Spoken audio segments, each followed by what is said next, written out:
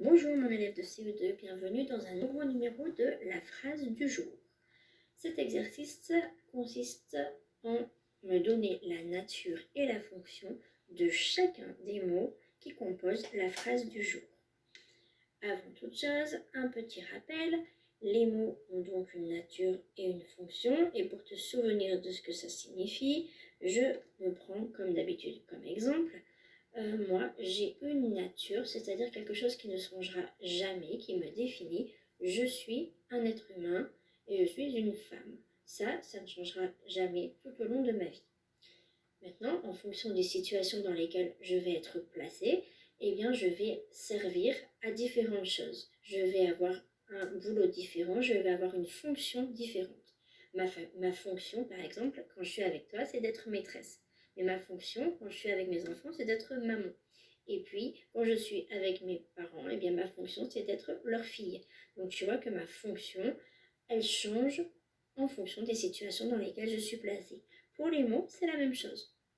Nous avons des mots, les mots ont une nature. Les natures que nous avons déjà rencontrées sont les suivantes: le verbe, le nom, le déterminant, l'adjectif, le pronom personnel et les mots invariables qui regroupent, comme on l'a un petit peu vu, les prépositions et les adverbes. Et puis, les mots, en fonction des phrases dans lesquelles ils sont placés, ont des rôles différents, des fonctions différentes. Ils peuvent servir de sujet au sein du groupe sujet, ils peuvent servir de verbe conjugué, et ils peuvent également compléter le verbe dans des compléments du verbe et appartenir à ce moment-là au groupe verbal. Une fois ce petit rappel dans ta tête, je te propose maintenant la phrase du jour. La phrase du jour est très originale puisque là aussi, la maîtresse envoie le travail à ses élèves. Je vais te demander de mettre cette vidéo en pause, de recopier cette phrase sur ton ardoise ou sur un brouillon et de trouver d'abord les fonctions de chacun de ces mots en dessous de la phrase et d'écrire les natures de chacun de ces mots au-dessus de la phrase. Je te rappelle que nous avons souvent fait ce travail ensemble en classe. À tout à l'heure. Voilà, j'imagine que ton travail est maintenant fait et je vais te donner la correction. Tout d'abord, on cherche donc le verbe. Le verbe, c'est-à-dire l'action, ce qui est fait dans cette phrase. Quelle est l'action faite? C'est le fait d'envoyer. C'est bien une action. Pour en être sûr, on peut mettre la phrase à la forme négative. La maîtresse n'envoie pas le travail à ses élèves et le verbe est bien situé entre les deux marques de la négation. Une fois qu'on a trouvé le verbe, on se demande ce verbe, quel est-il lorsqu'il est à l'infinitif. C'est le verbe envoyer, c'est donc un verbe en ER.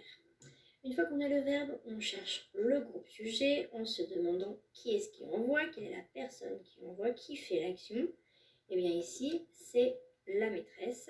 Et une fois qu'on a le sujet, on essaye de le remplacer par un pronom personnel sujet de la conjugaison. Ça nous aidera à vérifier la terminaison du verbe. La maîtresse peut être remplacée par elle. Une fois tout ceci fait, il nous reste des mots dans la phrase. Ces mots, on voit qu'ils complètent le verbe puisqu'ils disent ce que cette brave maîtresse envoie et à qui elle l'envoie. Donc, c'est le travail et c'est à ses élèves et tout ça, ça appartient avec le verbe au groupe verbal. Voici pour les fonctions. Passons maintenant aux natures. J'espère que tu auras remarqué ces beaux groupes nominaux, la maîtresse, et ce beau groupe nominal est formé d'un déterminant, et tu sais maintenant que là, c'est également un article défini, et d'un nom commun, maîtresse, qui est féminin singulier. Continuons avec le mot suivant qui est un verbe. Verbe, c'est autant une nature qu'une fonction. Et continuons ensuite avec un autre beau groupe nominal, le travail, formé d'un déterminant qui appartient à la famille des articles définis, et d'un nom commun travail qui est masculin singulier.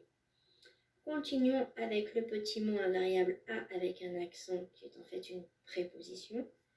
Et le troisième groupe nominal de cette phrase, ses élèves, qui est formé d'un déterminant. Je Je te rappelle que ça s'appelle un adjectif possessif même si je ne te demande pas de t'en souvenir. Et le mot élève qui est un nom commun, qui est masculin pluriel dans cette phrase. Voilà, j'espère que la phrase du jour t'a plu et je te dis à la prochaine fois.